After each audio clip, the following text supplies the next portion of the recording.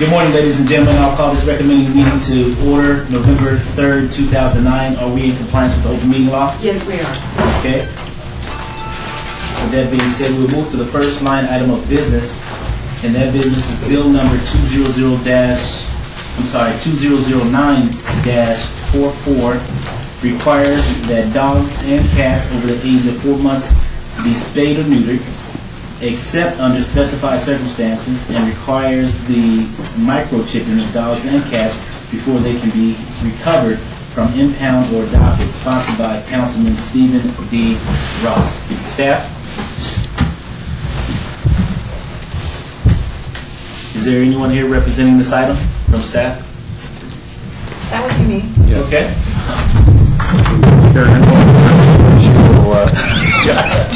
Respond.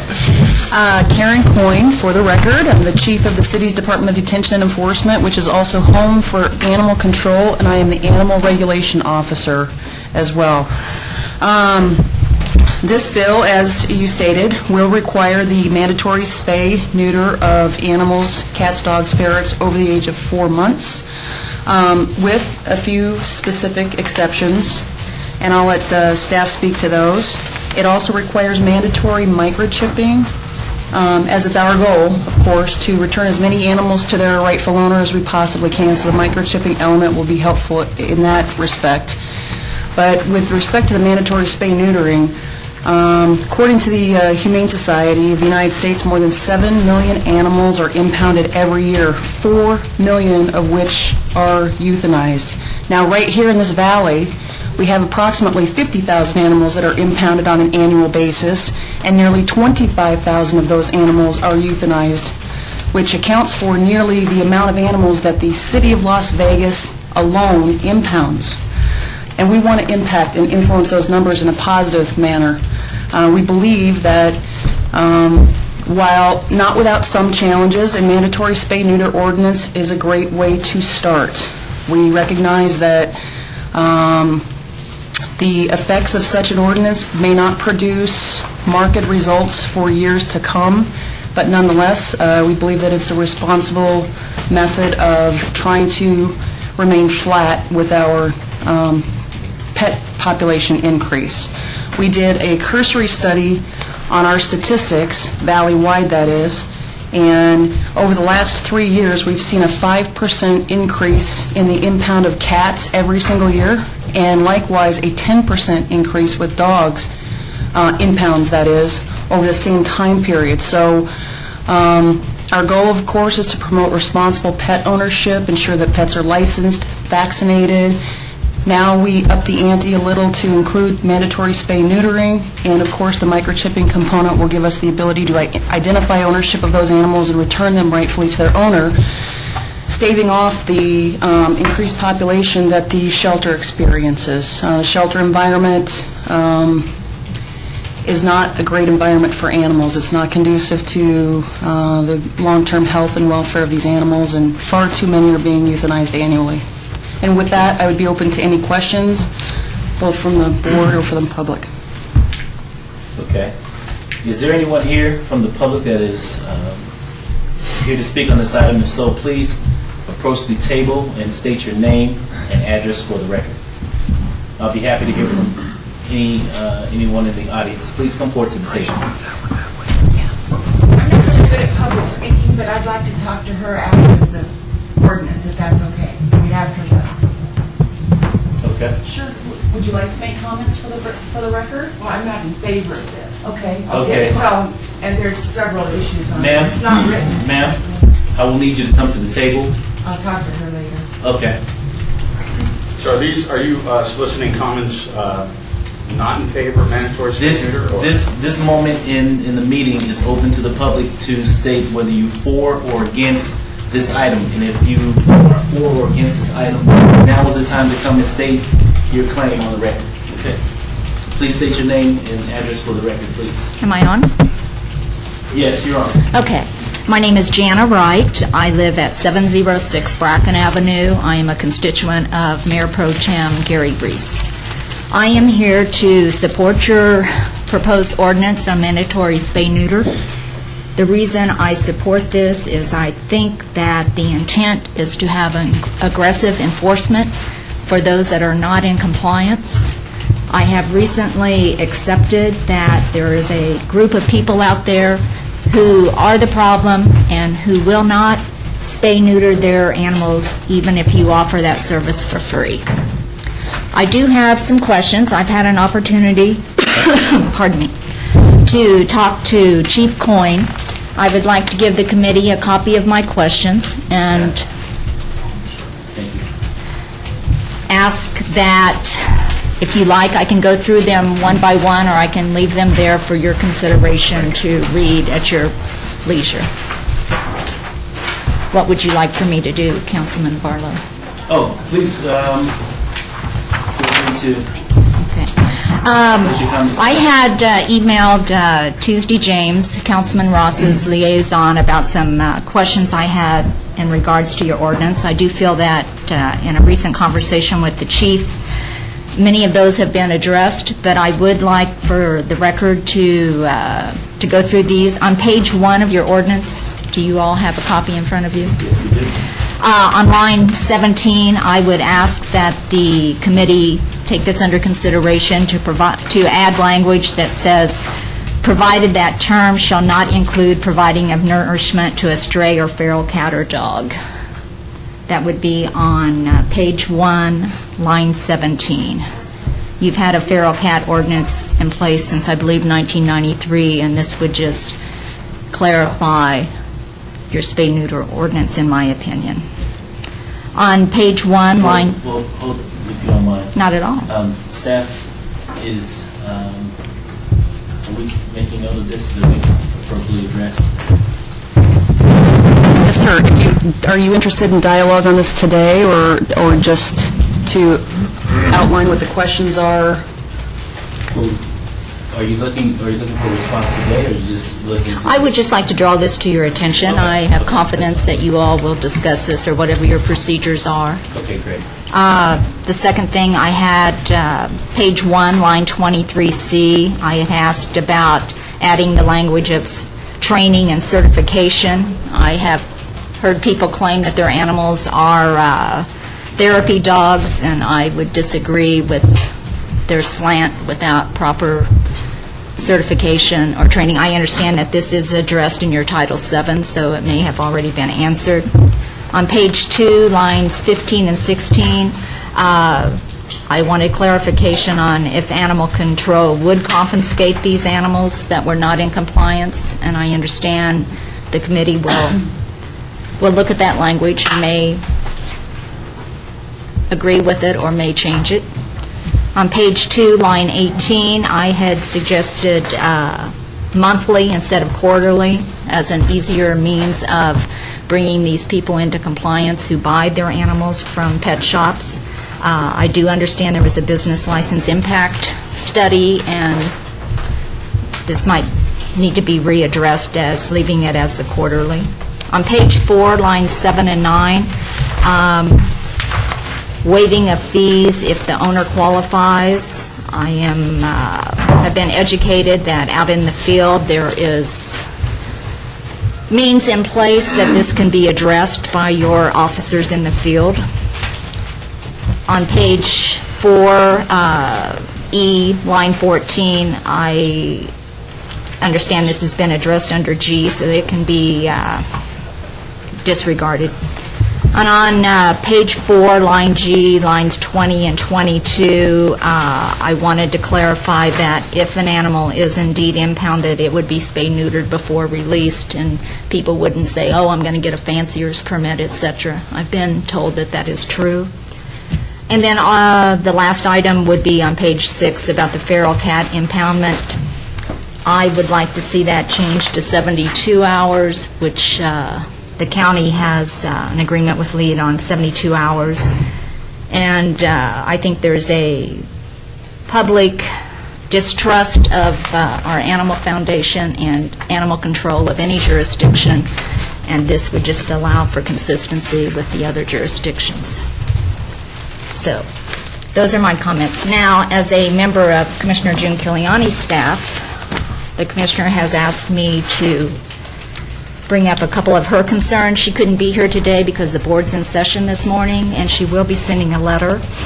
But she would like for you to consider under 7.14.010 of adding language from AB 15 that states animals under 8 weeks of age are not to be sold. She also, under 7.14.50, says intent is very important, and she would like to see you add language of where the animal was obtained for sale. For instance, if I gave an animal to a pet shop, that they would have my name, address, and phone number so that we could find out where these animals are coming from. And then also she asked that on page 4, 7.20.10, letter E, that there might be some language added about Chameleon being updated to include this information electronically. And that concludes my comments, so I thank you. Thank you. You're welcome. Ms. Ray? Yes, sir. Keith Whitlock. Let's turn the microphone around, please. Keith Whitlock, 5445 West Reno Avenue, apartment 415. I'm against mandatory spay-neuter laws. I think there are better ways to handle this problem. But I thank you for the opportunity to present the facts concerning these laws. The American Vet Medical Association, the California Vet Medical Association, Illinois State Vet Medical Association, the ASPCA, Alley Cat Allies, No Kill Advocacy Center, Maddie's Fund, and hundreds of animal welfare groups across our nation oppose mandatory spay-neuter. There have been no conclusive studies that have shown that mandatory spay-neuter works. Only Humane Society of the United States, PETA, and other animal rights extremist groups support mandatory spay-neuter laws, which makes perfect sense since they want to eliminate pets altogether. We'll see results from a mandatory spay-neuter law. We will see drastically increased animal control costs, doubling and could even triple. We will see increased shelter intake. It could even double, and it has in some communities. Increased kill rates. They've doubled in some communities. Increased stray animals. Increase the incidence of rabies. Increase the incidence of diseases, and even the ones that are transferable to humans. Reduce standard vet visits. Will have no effect on backyard breeders. You could see a decrease in licensing revenue of up to 50%. And does not address the bulk of animal control costs for feral cats, where only 2% of feral cats are sterilized. We impound 6 times the per capita of feral cats than Metro Phoenix. There's a problem here. Nationally, approximately 80% of the shelter intake is from the lowest 5% income households. MSNs discriminate against the poor and ethnic groups. 30% of those households have no personal transportation. Well, I understand 80% of the animals that are impounded at Lead come from within a 5-mile radius of Lead. Is that correct? I got that from Joe Patillo, I think. I just want to make sure this is right. Let me run some numbers by you, please, if I could. Every dollar spent on low-cost spay-neuter saves the taxpayer between $14 and $20 over the years. I've heard it been said that for every dollar spent, it would only save like $3. That was from a highly questionable, flawed study by AVMA. And they even said there were 3 other factors combined, so it wasn't conclusive. The average high-volume spay-neuter vet earns $70,000 a year. A good vet can do 70-plus operations per day. That's $17,500 per year on a 5-day week, or $21,000 for a 6-day week. Startup equipment costs are about $70,000 for one vet, double that for 3 vets. Supplies for 20,000 spays, about $80,000. Support staff, about $60,000. Of course, that could be supplemented by volunteers. Lead, of course, would be the logical choice for the clinic. 80% of their pets come within a 5-mile radius. In fact, I volunteer at Lead. Their bathrooms are cleaner than most restaurants. But I have statistics here and quotes I'd like to submit to the public record for your perusal. And I'm just concerned about what I've done. And I would challenge anybody in support of mandatory spay-neuter to show me one conclusive study, credible study, that proves that mandatory spay-neuter works. That's all I got to say. So, thank you for your time. Thank you. Is there anyone else here wishing to speak on this item for or against? Please come to the table and state your name and address for the record. Thank you. My name is Dave Henderson. I live at 1404 Crestwood Avenue, 89104. I'm a small animal veterinarian. I've had a small animal practice in the city of Las Vegas at 417 Northeastern for the past 26 years. I'd like to speak strongly in favor of this ordinance. I don't know where the prior gentleman got all of his information and statistics, but I would strongly disagree with a lot of what was said. I handle the veterinary services for the City of Las Vegas shelter for the last 3 years that it was opened, and I became acutely aware of this problem of pet overpopulation way back in the late 80s when they closed it down. I was also instrumental in helping the Animal Foundation initially get set up with their low-cost spay and neuter clinic back in the 90s. I'm presently medical director for Heaven Can Wait Sanctuary, their spay and neuter clinic, which we just opened this June, and we're going full bore, and that's right across the street from my own private practice. And the 1-2 punch, Janice spoke really eloquently on what the problem is. There's a small portion of the population, of the pet-owning population, that even if you provide free spay and neuter, they won't get it done. And we see this when we do the pet fairs. We see this when we schedule them for the free spay and neuter at the spay and neuter clinic. They just don't show. And these are the people that are actually adding to the pet overpopulation, and we need a law to actually shift the paradigm. I think really what the biggest effect that this would have is we're never going to shift the paradigm about responsible pet ownership until we have a law. Those who are causing the problem are absolutely convinced that they're not part of the problem. And I guess the analogy that I like to use is smoking in public places. I'm old enough to remember when smoking was allowed on airlines, and when that was banned, oh my God, the outrage and how terrible, and this is part of my civil rights. The same thing with smoking in movie theaters, and we've known about the problems and the health hazards with secondhand smoke for years until there were laws in place that made these things illegal. No one thought that it was a problem, and today if somebody lights up in public, they're a pariah. And I think that the same thing is needed in defining responsible pet ownership. And until these people that are actually part of the problem understand that they are part of the problem and they need to be responsible, we're never going to see a significant change. We have plenty of low-cost spay and neuter available out there, and we have plenty of free spay and neuter out there. It's the 1-2 punch. We need the tools in order to decrease the population, and one big tool that we need is regulated reproduction. I don't like the term mandatory spay and neuter because it's not mandatory. We're not mandating it. We're simply trying to regulate it and decrease the responsible neuters out there. There's a lot of, I guess, misconceptions out there about the benefits of spay and neuter. Some of the last questions, if anybody has them, I'll read it. I just want to make a strong in favor of this. Sir? I'm sorry.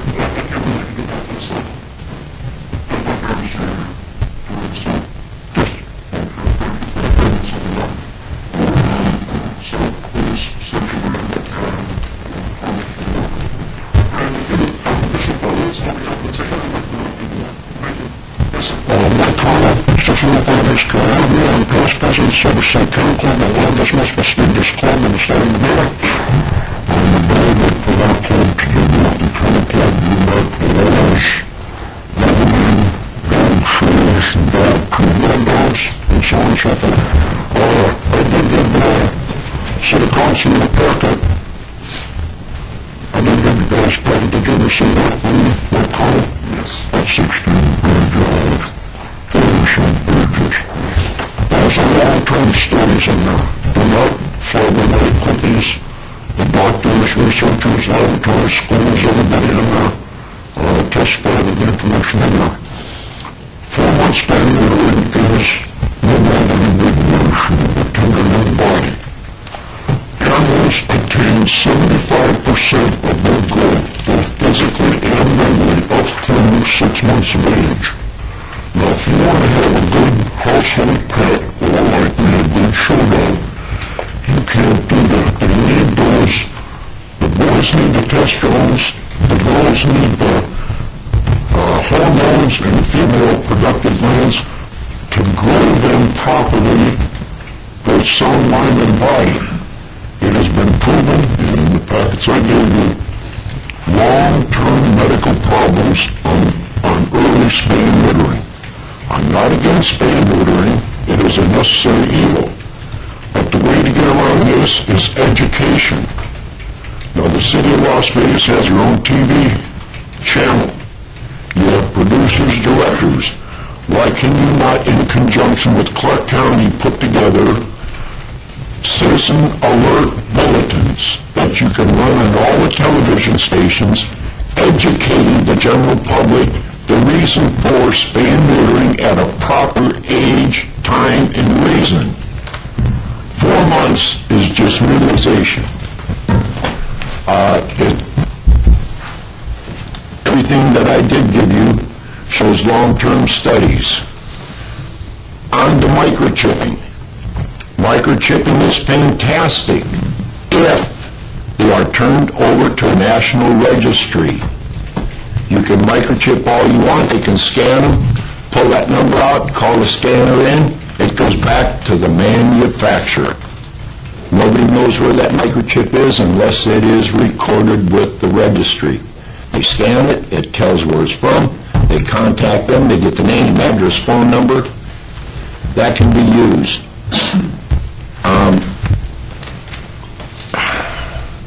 The 72 hours, if they're held for 72 hours in spay and neuter in place, what if a family goes on a long weekend vacation somewhere, they have somebody babysitting their dog, it gets away. They come back 3 days later, according to that, their animal's been spayed and neutered or euthanized or whatever. Also in that study on euthanization, I showed you, and this is documented, all that information I gave you can check. Los Angeles, their spay and neuter is up 108%. Cost override is horrendous, over $3 million already this year because of their early spay and neutering. It's plain and simple. It doesn't work. It drives people underground. They will cease getting their fanciers permits, their rabies shots, taking their dogs to the veterinarian because they don't want to be tracked. And if they are tracked, then they're in problems. A federal court in Kentucky ruled that animals are personal property. We are not guardians of them. They are personal property and cannot be seized without a warrant. So it's all plain and simple from what we see. Like I said, spay and neutering isn't necessarily evil, but not at 4 months of age. Sir, just one quick question. Yes, sir. With the data that you have presented, you didn't state what particular age. Is there a specific age that... Over 6 months of age, in tune with the veterinarian's recommendation. There's a study out that goes clear back to 87. I didn't get it in the packet I gave you folks. It was done on Rottweilers. Early spay and neutering, this goes clear back to 87, a long-term study. It shortens their lifespan and causes long-term medical problems. You're enhancing a pet owner's having to go to a veterinarian on a regular basis, diabetes, glaucoma, a host of diseases that I did present to you are long-term and causing this pet owner a lot of money unduly. They need that growth time. All those bodily functions have to gel and come together to make them a good family pet. Thank you for your comments. Yes, sir. Thank you. If I may just add for the record, Karen Coyne once again, just to speak to an issue that was brought up. There are a few exceptions I referenced in my initial presentation that I failed to mention. Animals that are service dogs, either for law enforcement, search and rescue, or as a general service dog, as we see in the room here today, is exempt. I could just finish. I'm sorry, if I may, I can't take comments from the outside unless you can put your name and address on the record. Thank you. In addition, a person holding a valid dog fancier's permit, cat fancier's permit, breeder's permit, or professional animals handler's permit would be exempt. And any animal that would be deemed by a licensed vet to be medically unsuited for such a surgery, as long as the vet would be willing to submit a letter for the record that would indicate that that animal, for whatever duration the vet would recommend, would be exempt. Thank you. Just a comment on, yes, nothing against all that. Just a quick background on me. I've been with Show Dog since 1949. From 59 to 80, or to 79, I was dealing in narcotics, where we had bomb-sniffing narcotics cadaver sniffing dogs, and with the Department of Defense, they were not spayed and neutered, as these were such good dogs that we wanted reproduction out of them. Now, service dogs, yes, a lot of them are spayed and neutered to keep their mind on the focus, but they do not do that under 9 months of age with the federal government as those type-working dogs.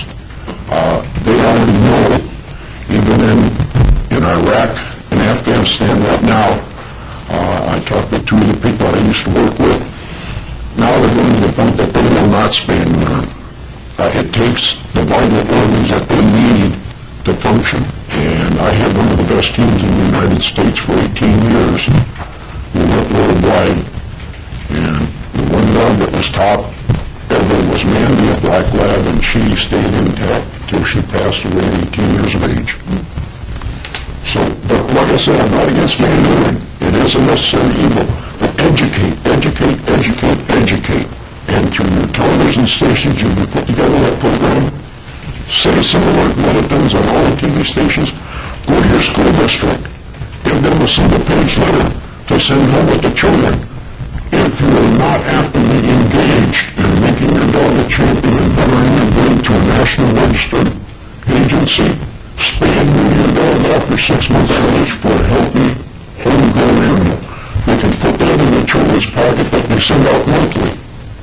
Educate the kids and then tell mom and dad, hey, don't let them do that in the backyard, that's not nice. Thank you for your comments.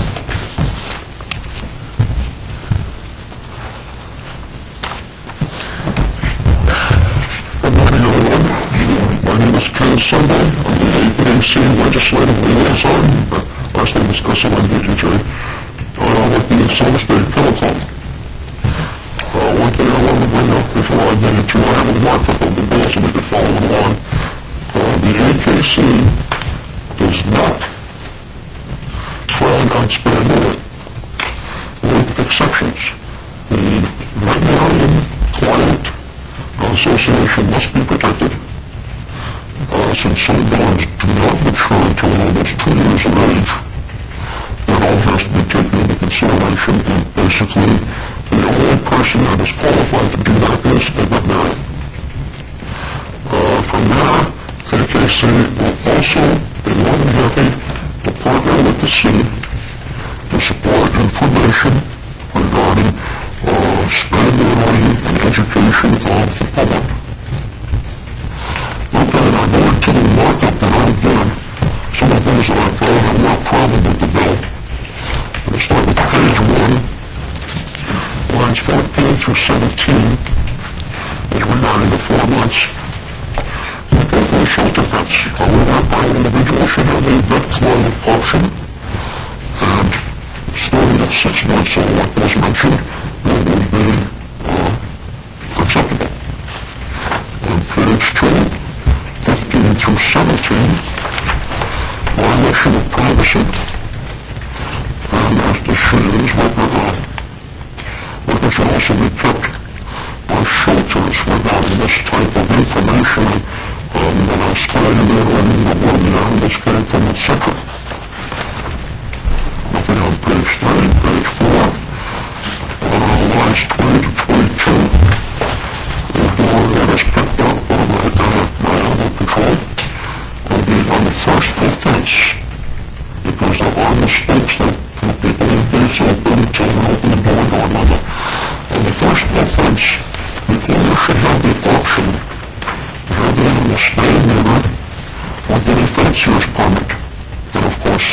this.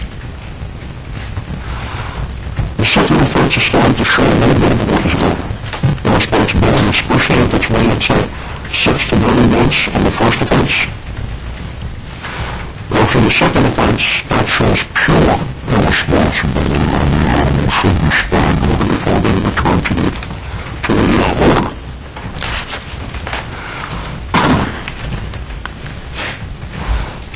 Page 5, line 17. There's a 5-year period of time from the first capture. We feel that should be walked out to 1 year, which is more acceptable, especially due to accidents. And of course, if you have the first, second, and third offenses listed on page 4, that would be covered under that by the secretary, and then it's the possibility of the responsible person third time to avoid into that field before. Then on page 7, on line 10, says, finds and repeat things to the animal regulation officer. I find that kind of confusing. Does the officer himself get the check, or does the check go to the city? Yes, maybe for animal control. That should be clarified, I believe, because like I said, it's when I went back, it sort of stumbled out at me, and that was something that had to be changed. Yes, sir. Sir? This mark indicates deleted correct vowel, and underline indicates addition. That's correct. Okay, so that's been removed, sir.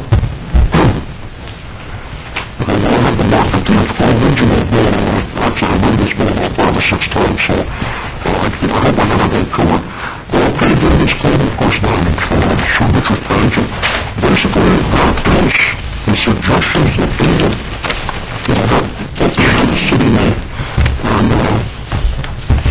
if there's any other questions, I will my phone number will be available to anyone. The city council has it, as I've called it a few times already, but I thank you for your time. If anybody has any questions? Yes, sir. If I can check in, what is your stats on the microchip? Microchip is the microchip. Your dog is microchipped. That's fine. The microchip actually can be traced all the way back to the manufacturer.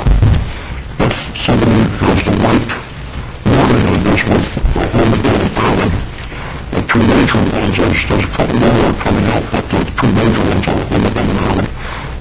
Basically, the check records the car where the dog came from, who actually tried to trace that check all the way back to manufacturing it. So, if the check was not traced down to the current owner, it would come back to the prior owner. At that time, the prior owner had given the information of the legal laws. And hopefully they can do it something that's a good, it's a good way to get animals home safely regardless of species. Thank you for the comments. Thank you very much, and I appreciate your time. Okay, if there's any last questions, turn this off, this goes more. Councilman, I just wanted to add that on page 7, lines 24 and 25, which refer to the microchipping, they did indicate that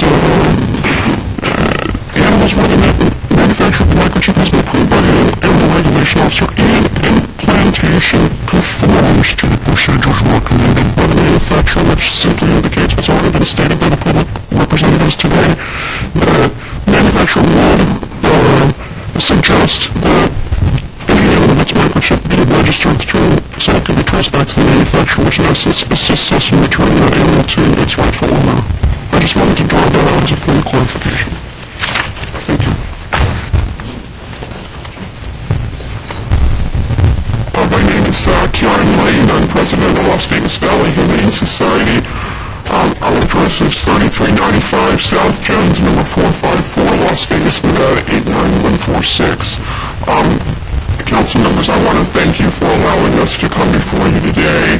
I just want to say that there are many people in this room who are fighting this battle with the population.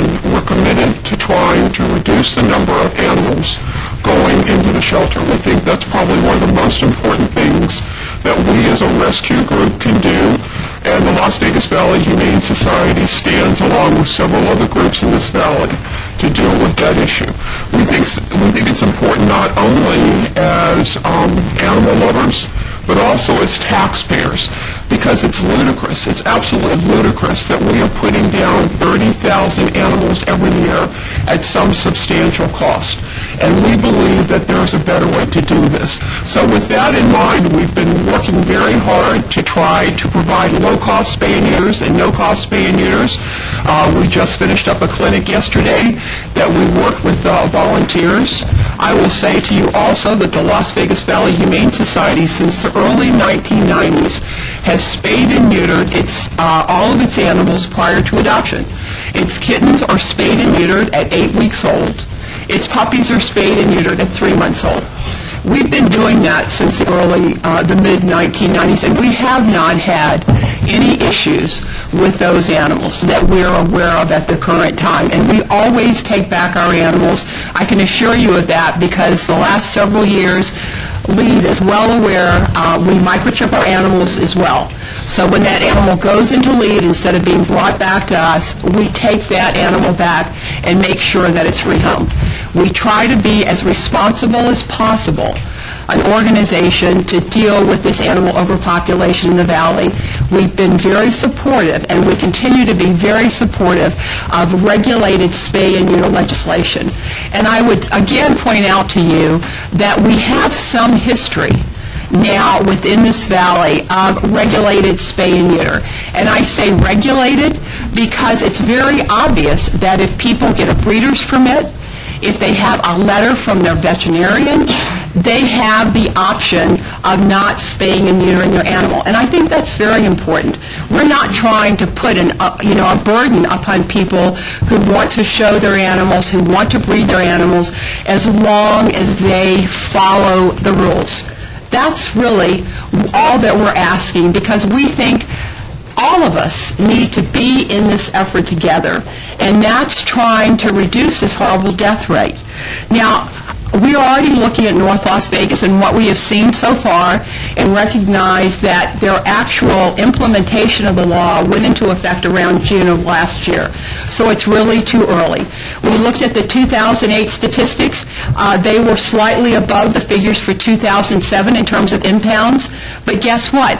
We saw that in almost all localities.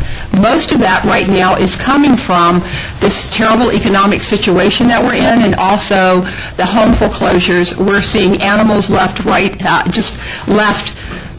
people walking away from their animals and not even taking them to the shelter, which is really a huge issue for us right now. We have an opportune time because so many of the vets are offering the low-cost spay and neuters.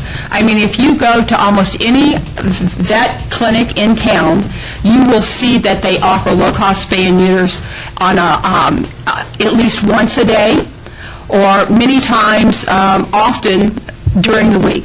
So I think that we have low-cost clinics. We have Heaven Can Wait, we have our clinic, and we have other for-profit clinics that are being offered that provide these services. And I also want to point out that if people cannot afford it, we'll make sure that it gets done, and we've done that in the past.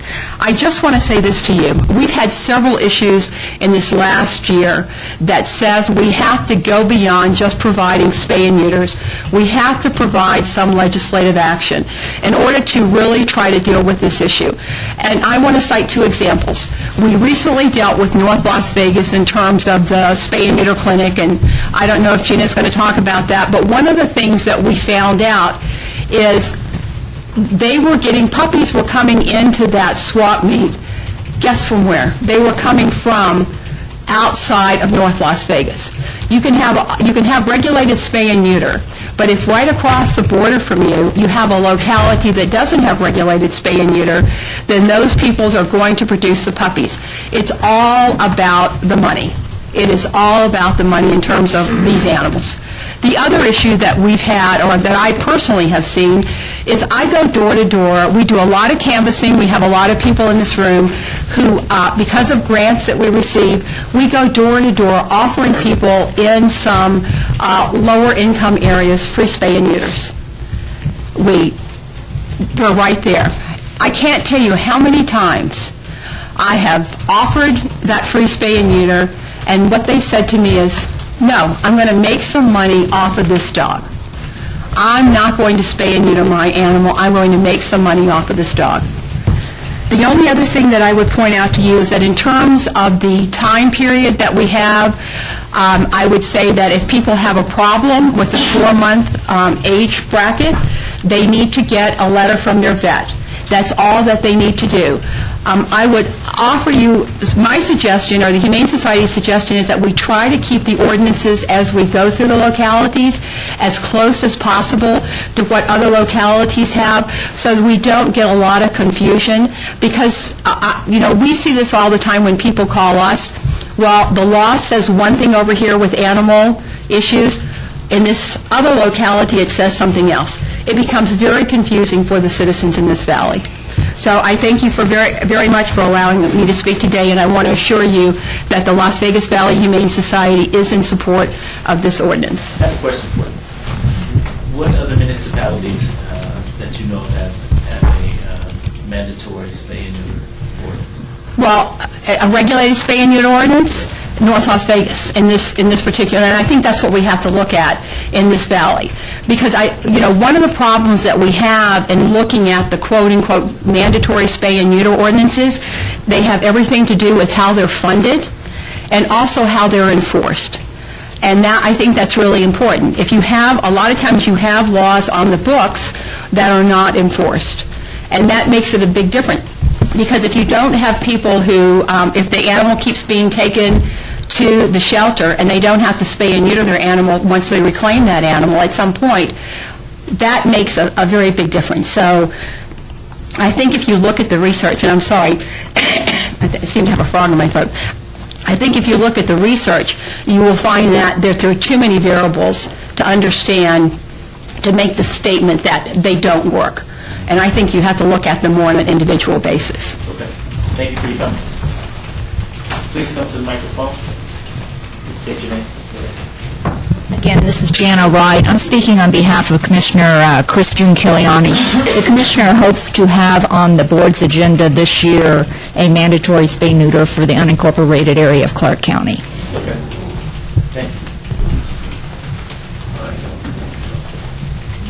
Please approach the mic. State your name and for the record. My name is Christine Robinson. I'm the Executive Director of the Animal Foundation, your local animal shelter. Thank you for the opportunity to be here today and speak on behalf of this ordinance. The Animal Foundation is in support of the ordinance. A couple of things I just want to remark on, and I'll be brief. We intake 50,000 animals each year, and I want to repeat that. 50,000 animals each year. We adopt out approximately 15,000, which is a lot. 15,000 is a lot of animals to adopt out each year. Guess what? It's not 50. And I've heard Karen Lane say it before, we're not going to adopt our way out of this. Yes, it's important to do our best to find adoptive homes for the animals that already exist. But the reality is that this problem is going to be resolved on the front end. This pet overpopulation problem is going to be resolved on the front end. We intake 50,000 animals each year.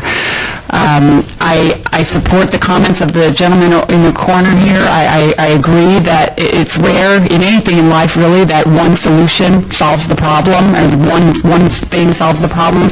I think education is absolutely critical. I appreciate your comments there. I think things work well together. So we support the initial steps of doing something like this. We need the legislative tools to bring this to fruition. And Karen, again, I'll reference, spoke about this. sometimes it's important to have the backup to make it work. Anyway, I said I was going to be brief, and the Animal Foundation is in support of this ordinance, and we'd be in support of modifications to it as well. We work with many people in this room, and we want to make it work. We want to bring those numbers down on the front end, and I believe that this is a way to start that process. Thank you for your comments. Is there anyone else here wishing to speak? Please approach the microphone. Go ahead. Sir, you can take this one. Yes, ma'am. Good morning. My name is Gina Grayson with Nevada Voters for Animals, 4004 Ridgewood, Las Vegas. We're in support of this ordinance. There's so much great testimony that's already been given this morning. I mean, this is an issue. This is a real problem. I mean, it's tragic when you think that the Sam Boyd Stadium holds 36,000 people. We could almost fill Sam Boyd Stadium with the number of animals that we kill every year here in Southern Nevada. That's sad. I just attended the U2 concert where there was about 40,000 people. I looked around and I thought to myself, I can imagine having literally a dead animal in every one of these seats. And that's something that, this is something that a lot of people before me have already stated. This is not the magic bullet to solve the problem, but it's just a piece of this puzzle. I can only imagine how frustrating it is for the organizations that go out and do the free and low-cost spay and neuter to walk up to somebody's door and say, hey, we're offering you door-to-door service, free spay and neuter. We will come to your door, pick up your animal, take it, get it fixed, return it to you, and they won't even answer the door when they're scheduled to turn their pet over for spay and neuter. Or animal control, to go out to a residence where they know that there's backyard breeding going on and they know that there's an issue and there's nothing on the books, there's not a tool for them to use to pull out of their toolbox and make something happen. We need to solve this problem. This is certainly not all of the solution. We would definitely love to see more. I know that back in 2007, when the situation occurred at the Lead Animal Shelter, the mayor had even stated that he would do some public service announcements. I would love to see public service announcements from all the city council members, from all the elected officials, encouraging spay and neuter. I mean, we do need to educate the public, of course. That's another component of solving this problem, but just want to state again that we are in support. I do have a clarification question, though, on the microchipping. At what point is the microchip going to be registered? Is it going to be on site once the microchip is implanted? Because I volunteered at LEAD after one 4th of July, and my job was to call on the microchips of dogs that had come in from the fireworks. And out of 12 microchips that I called on, not one was registered when we called back. They all went back to the manufacturer, which it's a nightmare. I mean, you can implant a microchip, but it doesn't register to anything except either the manufacturer or back to LEAD, who usually is the one who implants it, and then they have to go. It's easier if right at the point where the person, adopts the animal or recovers their animal, that the microchip has to be registered right at that point. Okay, so, hold on one second, sir. Hold on one second. I can someone come to the microphone and speak to that item, please. State your name. Okay, I was just going to. Sorry. That's right. Go ahead. Jason Smith, the Animal Foundation, 655 North Mojave, Las Vegas. With respect to LEAD, of course, that's the only organization I can speak for. We currently send in the paper cards for every microchip that's implanted, which is relatively time-consuming and, of course, rely on postal service and a hand-to-hand transaction. Actually, as we speak, we are using technology and using reporting methods to go through and find out if any hand mistakes were made. And the next step, which we're actively working with both our animal management software company and the microchip company that we use, is to electronically transfer that information at the moment that it's entered into the system. So you would literally pick up your animal at 4 o'clock, and by that evening at midnight when we did the data transfer, they would have all the information for the owner. So, may I stop you there, Jason? Please, Jason. Yes. Okay. today, if an animal receives a microchip, it doesn't transport into the system, or data starts with the owner. Not electronically. At the point where every animal is returned to its owner with a new microchip implanted, which is currently not, because they have to elect that. So it's not fairly common that someone gets their animal microchip and returned to owner. But at the point of adoption or transfer to the rescue group, if we've implanted a microchip for them, an ownership card is filled out with the information of the person who the animal is being turned to, and that is immediately gathered together and every 2 to 3 days put in an envelope and sent to the microchip company, which is the only method they have of doing that, other than what we've started, what has started in the industry, which is electronic transfer. Each evening automatically, it runs at midnight and sends all the information electronically to the company and is automatically loaded to their database. So within 24 hours, your information is up to date. So the manufacturer is who going to contact to find out who the owner is. Correct. And that when a microchip is scanned, all you're going to have is the identification number. And from that, all you would be able to tell right up front, all you'd be able to tell is the manufacturer of the chip. You would call the manufacturer, and they would have one of two things. And this is speaking to what Gina was talking about a moment ago. They would either have what organization that lot number was sold to, or if that organization had provided the company with personal information for the person that ended up with the animal, they would have that. And so in the past, efficient strategies of getting that information across, you would find a lot of, well, I don't know who owns it, but I sold it to XYZ Animal Clinic or something like that. And then you would turn and call the animal clinic, and the animal clinic would look up in their records and say, yes, I implanted that chip in animal ABC. Here's the owner's information. And they've more and more they've gotten towards having people register the chips to where they have the actual personal information. You call up Home Again or Abbott or when they actually say it belongs to John Q. Public. Here's the phone number to give them a call. Is that built into the cost of adoption or the cost of recovery of the animal? Is it one? Because I think, and Karen Lane and I were talking about this, I think in other countries, the microchip and the registration come as one, but I don't know if everyone knows this, that when you get the microchip, even if it's free, the registration is separate. You have to pay for that. So I'm concerned about that. That's actually a very good point. There's two questions there. I'll answer both of them. And the second part is actually a little bit of a misconception. The cost of the microchip is built into our adoption fees. Every animal in our facility is spayed or neutered, and also microchipped. As for return to owners, we have to pass that cost along because it's something that they elect. And they don't actually pay a fee necessarily that's related to the microchipping the animal. So we have a cost that we pass along to the consumer. So that's the answer to the first question. The second one about being registered, there's been a lot of discussion, especially in the last few years, because these companies have come up with these external programs, pet alerts, and sending out things to veterinarians and putting out faxes to animal shelters when your pet is lost and you report them lost, etc. There's a very fine line, but very distinct difference between registering and not registering. For example, with Home Again, the company that we use, there is no charge whatsoever, nor is it even called registration for you to provide the personal information of the person who claimed the animal, who got the animal from adoption.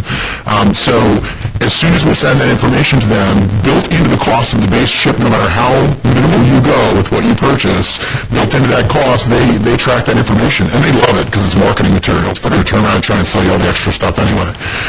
When people commonly refer to registration in the community, they're actually talking about registering for the extra services. So, for example, a chip may cost $5, and shelters a lot of times will get a discount on the registration fees if you pre-register them for $5, but they're going to track the personal information no matter what option you choose. The only difference between registering and not registering is that you have the extra pet alert services, the health insurance. If your pet's lost, it's turned into a vet. They know that their services will be covered when the owner reclaims it, et cetera, et cetera. So regardless of what options we choose from a microchipping vendor, the personal information is tracked no matter what.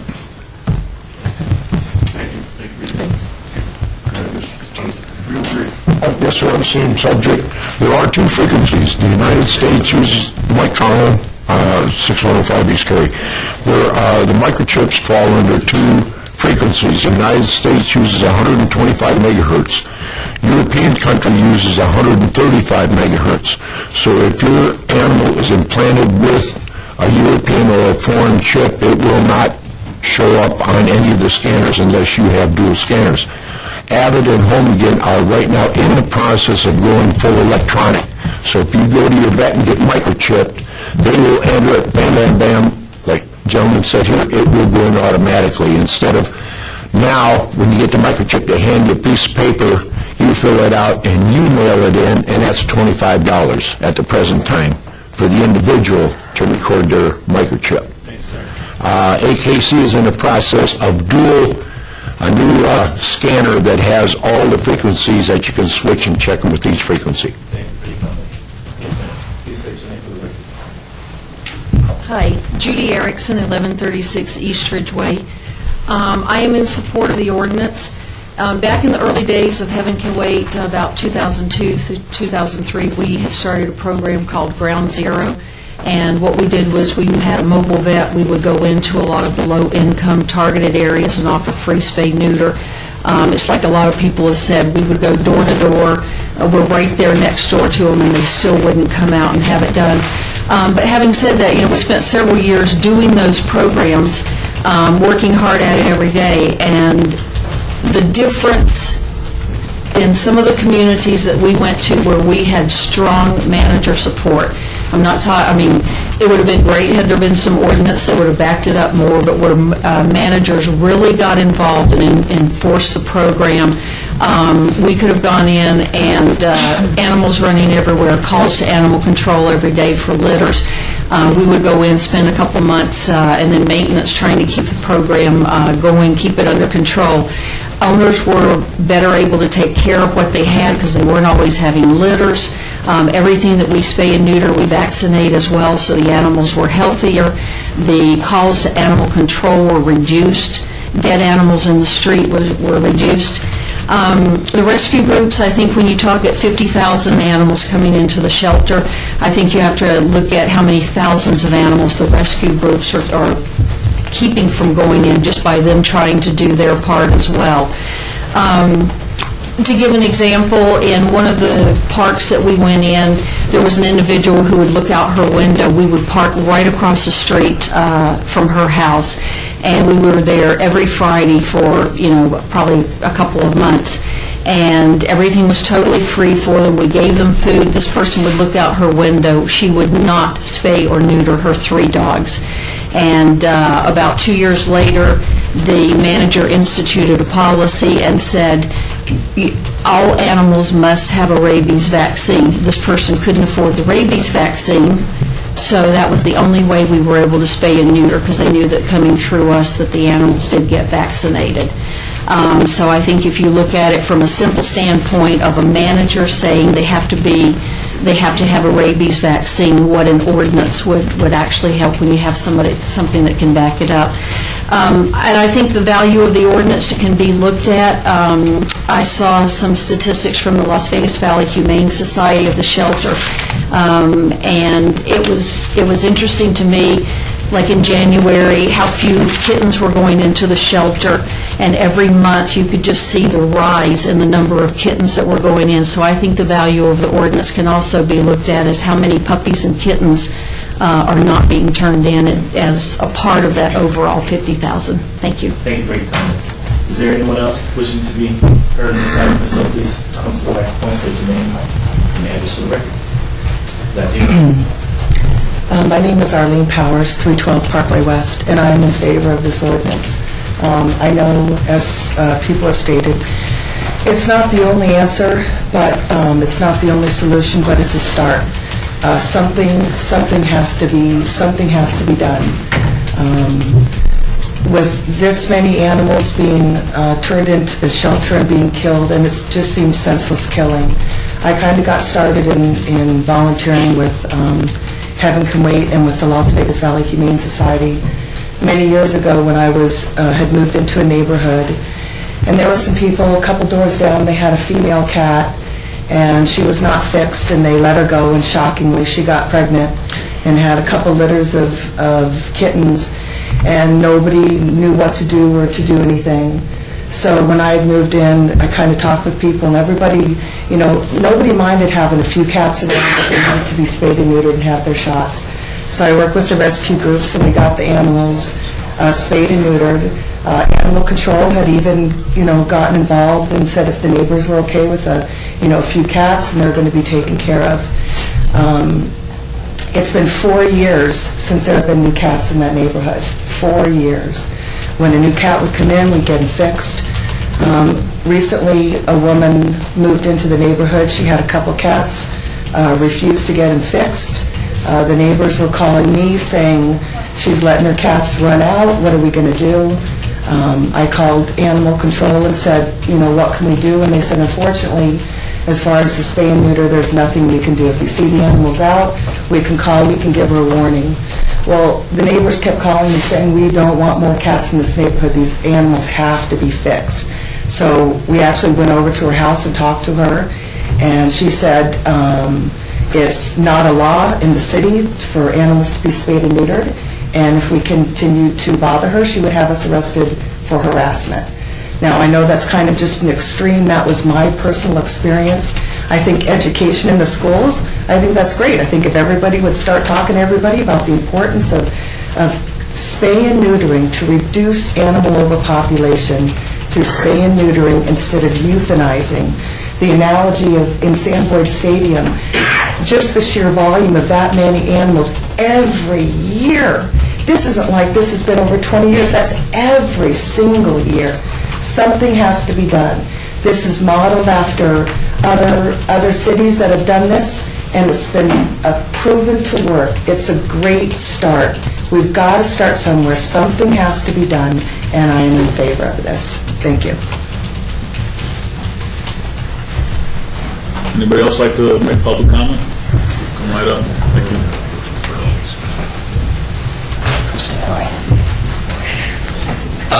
I'm Harold Vasco. I'm co-founder of Heaven Can Wait Animal Society, 546 Northeastern, Suite 175, Las Vegas, Nevada, 89101. Like mentioned before, we just opened our spay and neuter clinic. I think we started about 10 years ago, and I used to try to adopt my way out of this. And then we started a few of these, we do a feral cat, we call it a feral cat clinic every month. In fact, we spayed up and neuter up to 300 at a time, and we've been doing this for 7 years. But what the most amazing thing is when you look at all of these cats, you go, gee whiz, where do they all come from? I mean, how did all these animals end up here? Which I'm sure is what you say every day. Well, why did these animals end up here? And gosh darn it, that's how we came up with that program, Ground Zero, because what happens is 10% of the people are probably causing 70% of the problem. And what happens is you take a look at some of these low-income areas, well, they're worrying about getting their next meal. They're not worried about getting their animals spayed and neutered. They're trying to feed their kids, or they're trying to stay alive. So in the middle of the night, they get evicted, or they leave, or they get evicted, and thus they leave their animals behind. And the neighbor goes, oh, look at this cat. And they start feeding the cat. And then it just goes from there. So that's how the Ground Zero came apart, is so when the people throw out their animals or discard them, they are spay and neutered. And thus, it stops it right then and there. So we try to get above the curve before and that's how it all started. Well, since we've been doing that, Chief, I think us with the Las Vegas Valley Humane Society, we probably spay and neutered over 60,000 animals. So can you imagine if we haven't done that? And a lot of these are targeted animals that would automatically reproduce. But how much more effective would we be when we do these like we just did a pet fair? We had with the county. We had 56 people sign up with 158 dogs, I believe it was. I was in line, and I asked everybody where they got their animals. And everybody gets their animals, I would say 99%, they get their animals from their neighbor who had a litter. Or, well, that's basically it. So they just keep going, so people are taking in. So you look at 56 animals 56 people bringing 158. Well, some of these people had 7, 8 dogs. And they would go back in line and keep coming around because they keep taking their neighbors' animals, you see. So if you don't, I would say that the most frustrating part about it is that when we go door to door and we say, hey, you need to get your animal spayed and neutered, and they go, no, why? And it seems to me if you just say, oh, it's the law. Oh, really? Why? Why? Because so many animals are dying every year. As a society, we don't even say that it's wrong. People just have litter after litter after litter. And we don't, as a society, we don't even have in place saying it's wrong. And here we are putting all these animals down, and the ones that go to the shelter are actually the lucky ones because all these cats, that are free roaming, they're dying in the streets. They're getting eaten by dogs. They're getting run over by cars. I can't imagine how many are dying in the streets as well. So just from a society point, I think as a government should be saying, my gosh, it's wrong to have these litters after. The other part is you take animal control and they come, you got to give them some ammunition because they have so little ammunition as it is when they get a complaint. And boy, this just makes... They ask you to wrap it up. Okay, I thank you very much, and I'm wrapped up.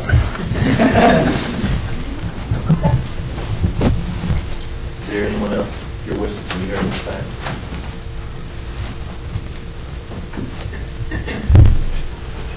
State your name for the record.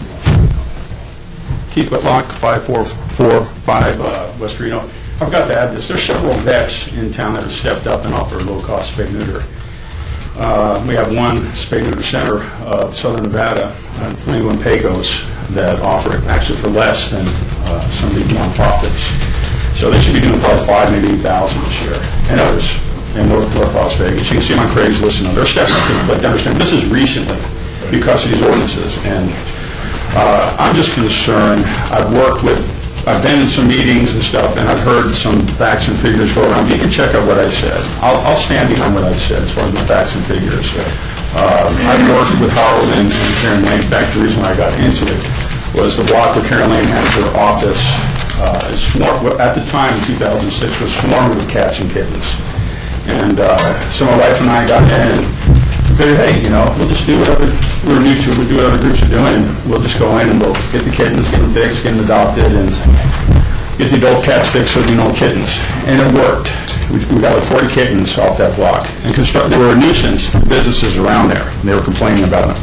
They did nothing about it. They did just, the feeders would just agree with the managers. In fact, recently Karen and some other lady who's got some issues went into an office where there's an elderly couple running the management of that storage facility. They're in their 80s, poor health, and just started ripping on them, verbally abusing them and everything. So I don't appreciate that. But anyway, you may ask, okay, we got it. I have to say to their credit, they did get the cats fixed. But working with them to get these cats fixed was like having your teeth pulled. I mean, it was really, really difficult. And that's unfortunate. And another thing, too, is we had some issues, and I've been asked to actually speak out against mandatory spay and neuter by several seasoned veteran animal rescuers who are afraid to speak up against it for fear of retaliation. And it's just a mess. The model that they're proposing is a failure. It's failed everywhere. There are models that work. Take Nevada Humane Society up in Northern California. Instead of putting down 80% of their animals, like Atlanta, unfortunately, they're saving that many almost overnight.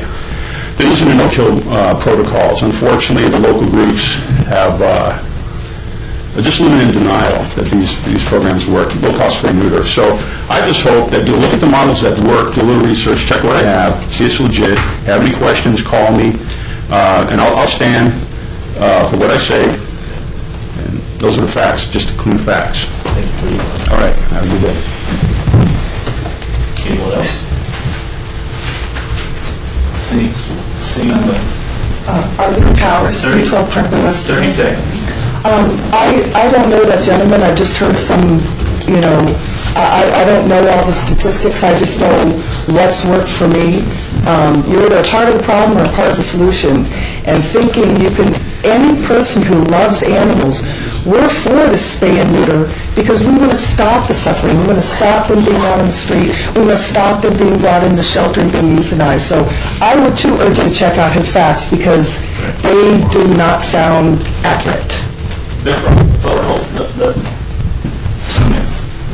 Yes, ma'am. Susie Osborne, 4048 Pepe Circle, Las Vegas. I have been involved in most of the dog clubs here in Las Vegas and the surrounding areas for the past 30 years. I'm a breeder of standard poodles and have been doing that for 30 years. I am not against spaying and neutering. Let's be clear, breeders are not against spaying and neutering. When my dogs have finished showing, when they have come home and had 1 or 2 litters of puppies, what is the first thing I do? They're 6 years old, maybe 5, maybe 7, they're spayed. The boys, as soon as they're done with their reproductive season, they're neutered. They make better pets. The part of the ordinance that I am so against, is the 4-month rule. It must be at least 6 months or more. And again, depending upon the breed of dogs. Smaller dogs can be neutered younger. Larger breed dogs, the giant breeds, you spay and neuter them at 4 months, you are doing so much damage to them. And that's the part that I am so vehemently against. Thank you. Please, state your name. One question. Did you state your name for the record? I did. Okay, great, thank you. Yes, ma'am, state your name for the record. My name is Christy Santoro, 2328 Flower Spring Street, 89134, and I am for this ordinance. I foster cats and kittens. That's pretty much the overpopulation problem that I see. And I have fostered many kittens that are 6 months old that have kittens. So I don't know if there can be a difference between dogs and cats, but at 6 months of age, kittens are having kittens. So that's, maybe there can be a differentiation between that, but my concern is we've got a lot of kittens having kittens, and if it goes up to 6 months, that's an issue for cats and kittens. So thank you for hearing me. So, just real quick, I heard comments in regards to one having an issue with 4 months. And are you saying that you have an issue with 4 to 6 months? Well, I have an issue. I would hate to see it be changed to 6 months. I like the 4 months for cats because I know cats can have kittens when they're 6 months of age.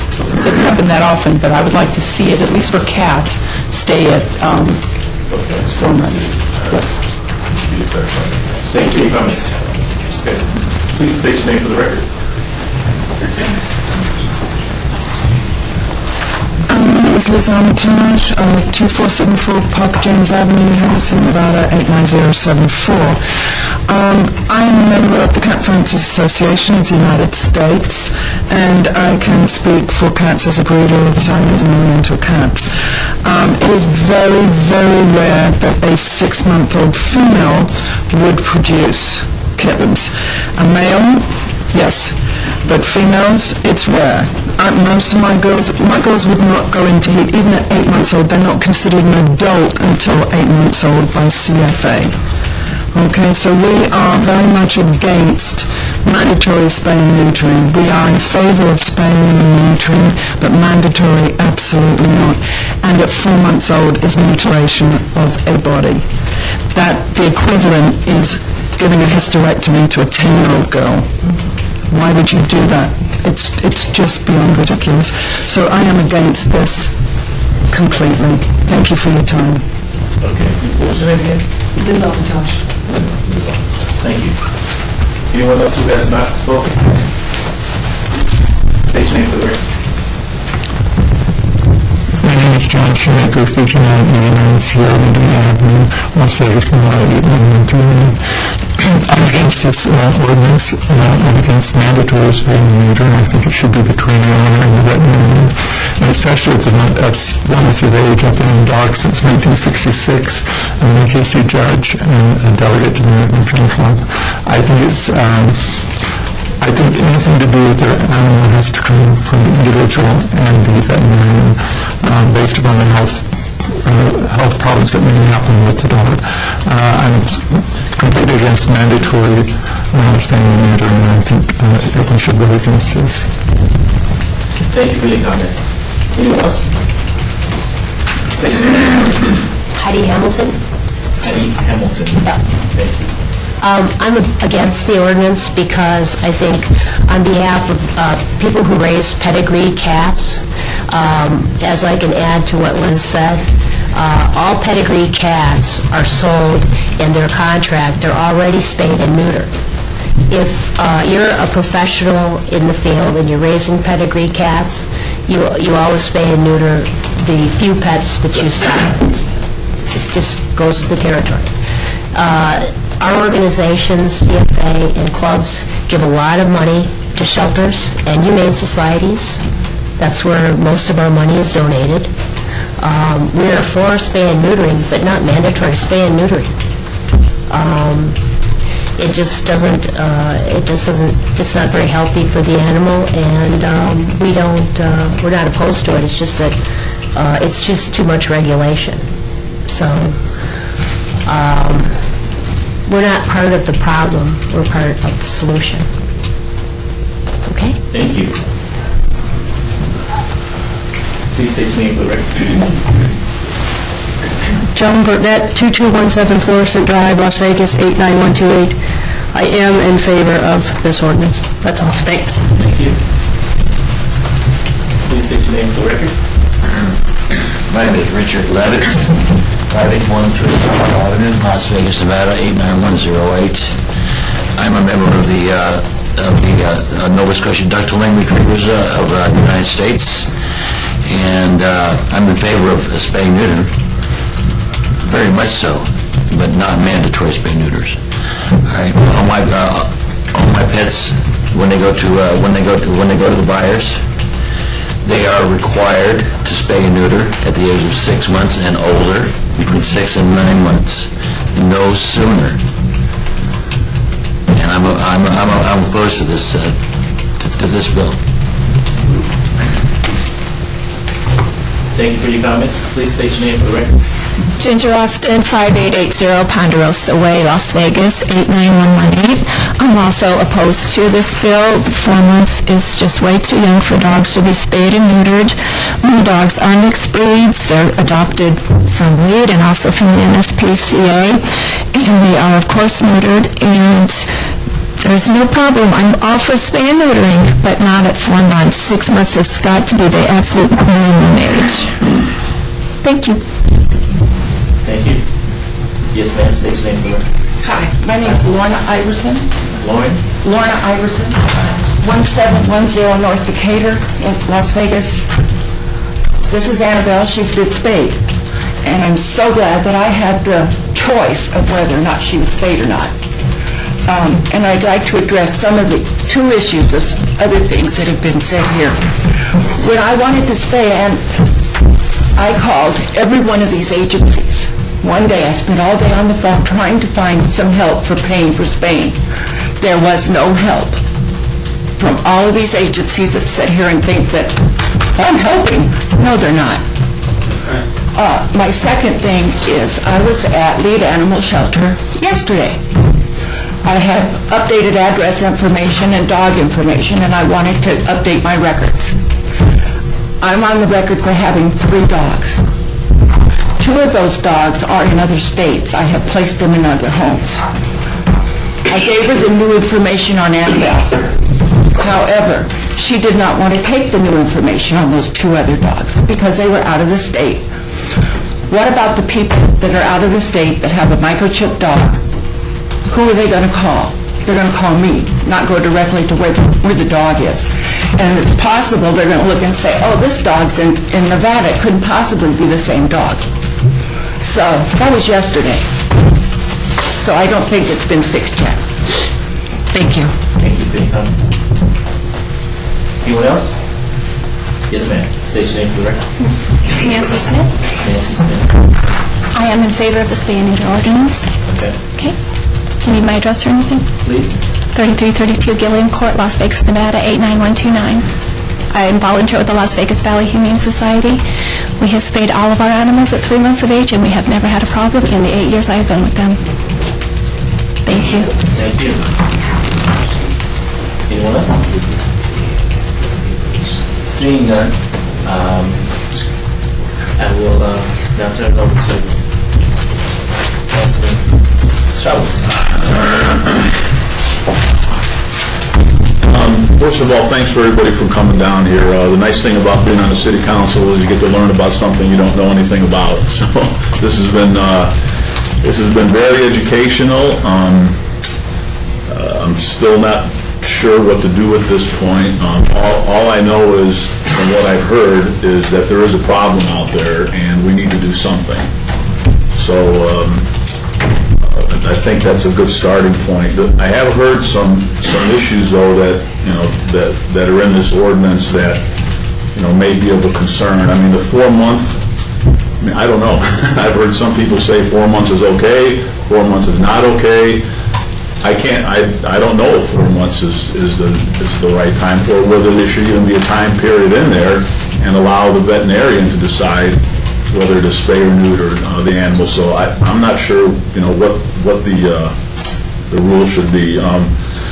There was an issue brought up that's a valid concern is due process. I mean, we are actually taking somebody's property and altering it without their permission. So I think that needs to be taken into consideration. Somebody mentioned maybe there's two strikes, you're out. The first time there's a discussion, the second time it's mandatory. So I think that needs to be shaken out a little bit more. A question would be, what happens if we do institute this, there is mandatory spay and neutering, and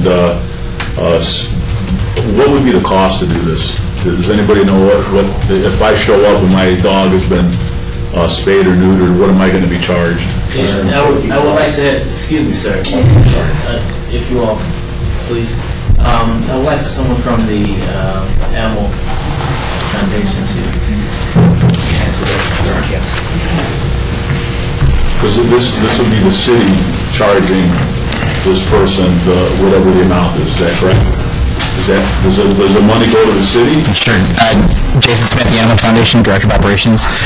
To my knowledge, and this is the logistical on the enforcement side, to my knowledge, we would pass along the cost of the spay and neuter to the customer. It would not be a city transaction. And currently, there are some laws in the books in the county that require spay and neuter at a second impound within a certain time period. So we are currently conducting on fairly rare instances required spay and neuter, and our charge to the public has been $65 for that. So to my knowledge, there would not be a direct cost for the actual surgery itself to the city, and the price point would be around $65. $65 is what we're talking about? Well, that would be one option. Karen Coleman for the record. That would be an option through the foundation. Any resident would have the opportunity to go through their vet or through one of the many clinics that were mentioned here today. There are a number of options available.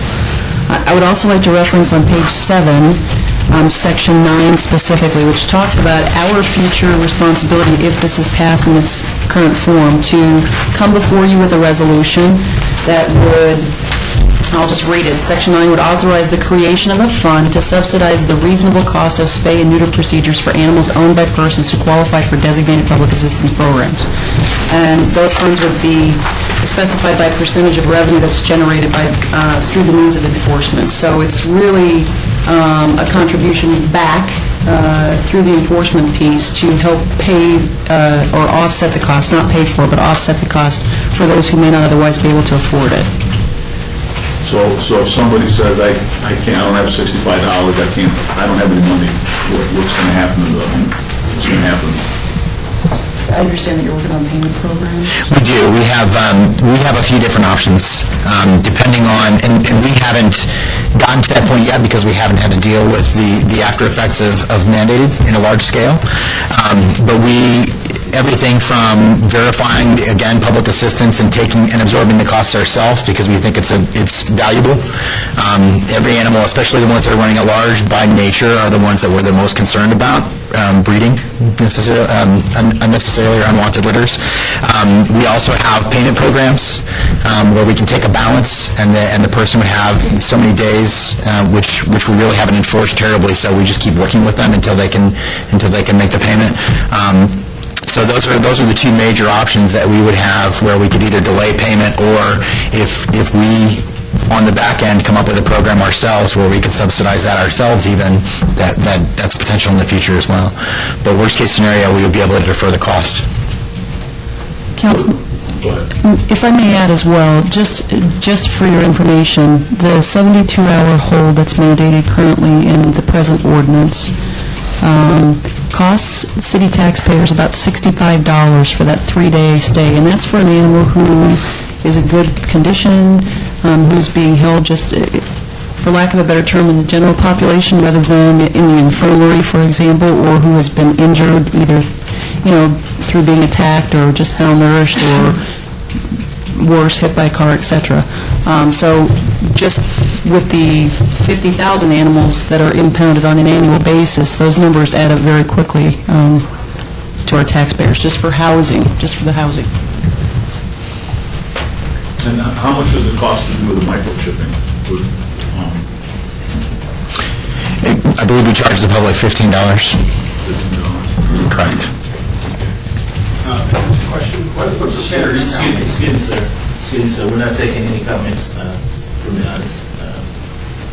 Sir, if I may, just as one additional piece of information for your consideration, about 12 years ago, we implemented, through ordinance, once again, the Ticket Home program is reflective or related directly to the microchipping piece, and through our licensing program. If our officers in the field encounter an animal that is running at large and that animal is properly licensed and or microchipped, the officers make every effort to take that pet home rather than ever getting them into the shelter to begin with. So we believe that the microchipping component, as well as our licensing kickoff, is really going to help us in those cases. The largest number of calls that we run on are running at large animals. Yes, if you will, please. I just, Mr. Chair, we did receive an email from Susanna Kukol, K-U-K-O-L. She asked that we read this into the record. I'd like to have my letter read for the record on November 3rd, by the mandatory spay and neuter ordinance. I oppose this bill for the following reasons. 4 months is too early for the animals to be castrated or have a hysterectomy. Their bodies not fully developed and create many bad medical conditions, increase the larger, normal size of bone, resulting in serious skeletal conditions later in life. Imagine what would happen with humans if girls had hysterectomies at 6 years of age. How would their mental and physical development be affected? Animals are property, and this is an unduly financial hardship on owners to force their animals through unnecessary surgery and force them to have extra unneeded expenses for their pets. Especially in today's hard economic times, this might actually force many owners to surrender their pets to the shelter, thus causing even more animals to be euthanized because of other unneeded red tape law. Having unfixed animals doesn't necessarily mean it will be bred. In our case, we spay all our females, but most of our males are intact. Without females, there will be no puppies, but we want the decision to fix our animals to be a personal decision, not a government mandate. Please reject this ordinance. Thank you for reading that into the record. The comments that I have is for Ms. Cohen. You mentioned 4 million animals euthanized.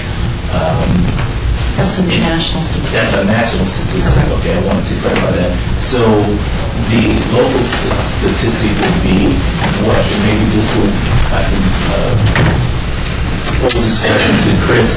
You had mentioned 50,000 animals were housed annually. Yes, Councilman, that's each year. Each year we bring in. Was that the question? How many annually? Approximately 50,000 animals we intake to the shelter each year. Okay, and how many of those 50,000 animals are actually euthanized annually? 25, about 52%, approximately 52%. Up to 50,000? Yes, and I would say 90+% of those are dogs and cats of the 50,000. Is that Far beyond 90%, yeah.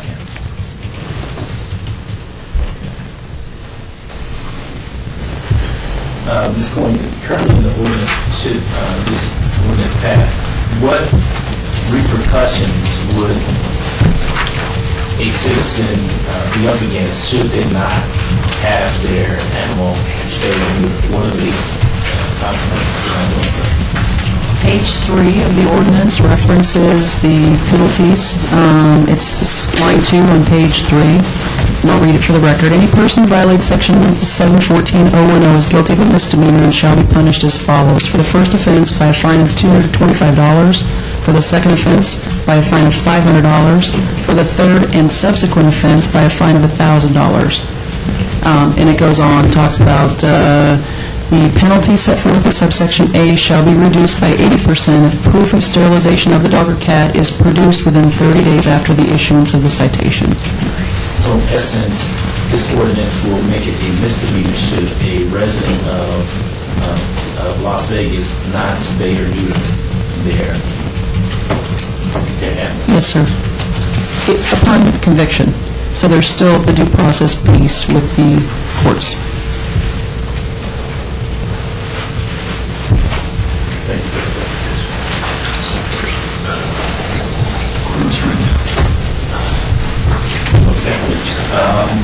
Those are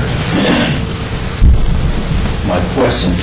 My comments on the record would be that there are a number of concerns from those individuals who are for and against this ordinance.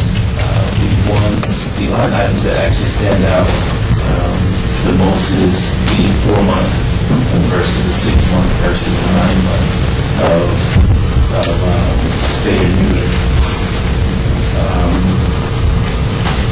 At this point, I will save my further comments for the council, so I will turn to Councilman Starbucks for a motion. Well, we are a weapons committee, is that correct? That's correct. And I don't know what to recommend at this point. I think this is a lot more complicated than I thought.